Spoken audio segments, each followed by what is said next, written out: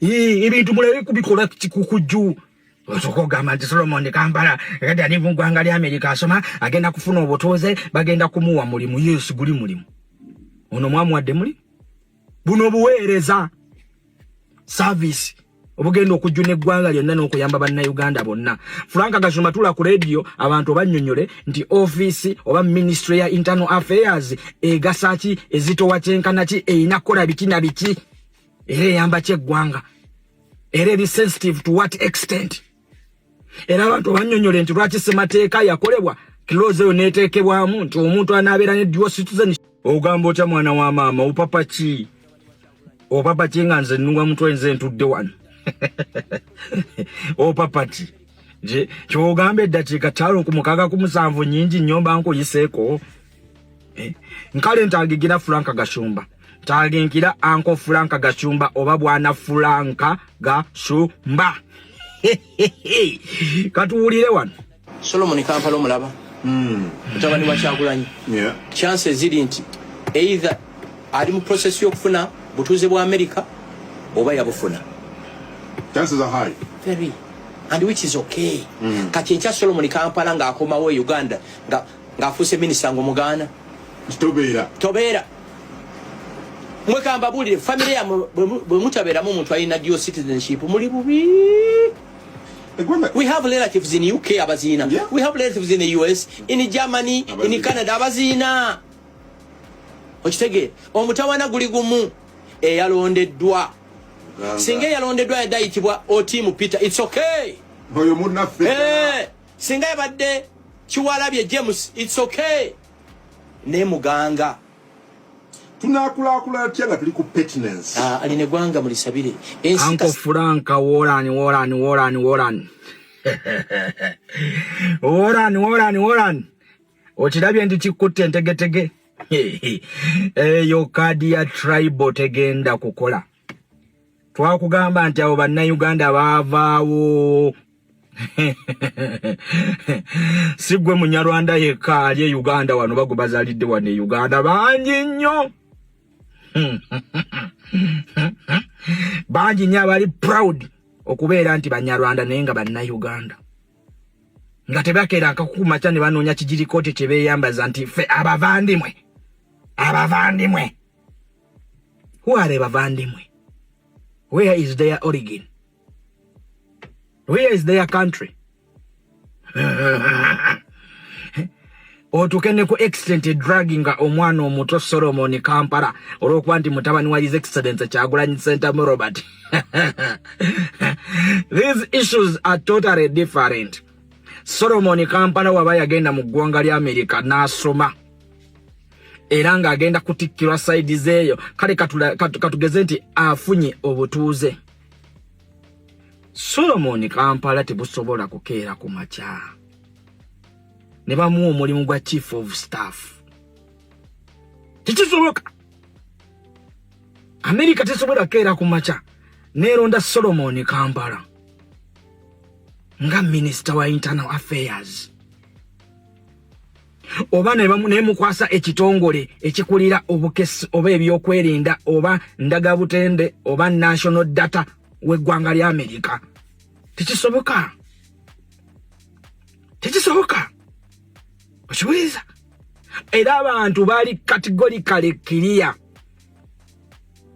nti owange gwe tugenda okwasa office eno obwesimbu bwo bugwawa ku ggwanga lya America n'erya Uganda obwesimbu bwo bugwawa.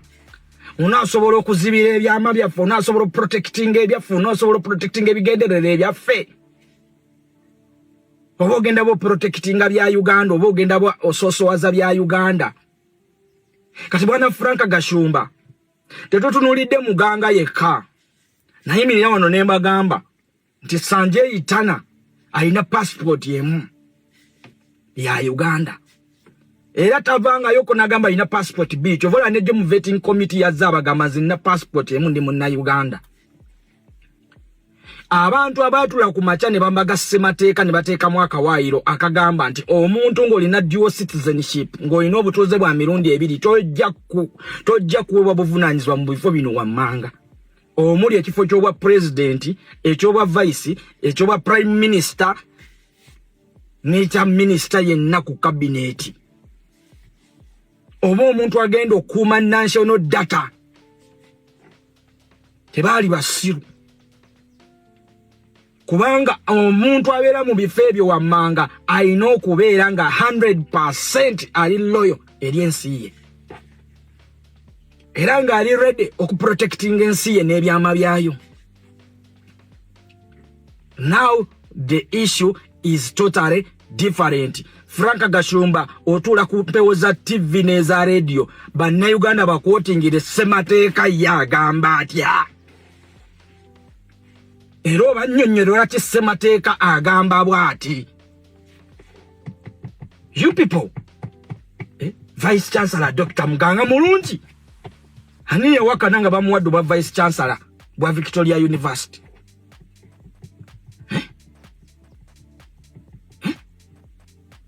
Fetutunulidde ensonga toleeta mu tribal card tejja kukola kubanga n'ekyoddu eyalondeddwa nga state minister wa foreign affairs ne twakubye emmeeza ne tubuuza nti ono alina passports mmeka kubanga naye is a dual citizen. Tetwatunulidde Dr. Muganga yekka temuwugulaza abantu temusiriwaza abantu. The issue is we boma wakera kumacha ne mubaga Ssemateeka omugaso gwa Ssemateeka gweki lwaki muteeka obulamu bwafuba ebyama by'eggwanga ku layini buto kyogamba tetulinawo bannansi wano tetulina bantu basobola kuweereza nga bannansi wano balina passport emu unless nga mutugamba waliwo ebigendererwa ebirala.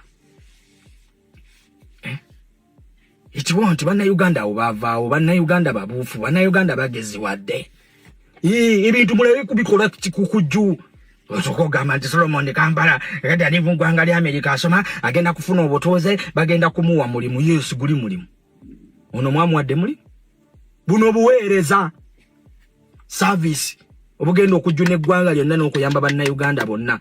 Frank Gashumba tula ku radio abantu bannyonnyole nti office oba ministry ya internal affairs egasaki ezitowa kyenkana ki eyina kola biki na biki era eyamba kyeggwanga era eri sensitive to what extent.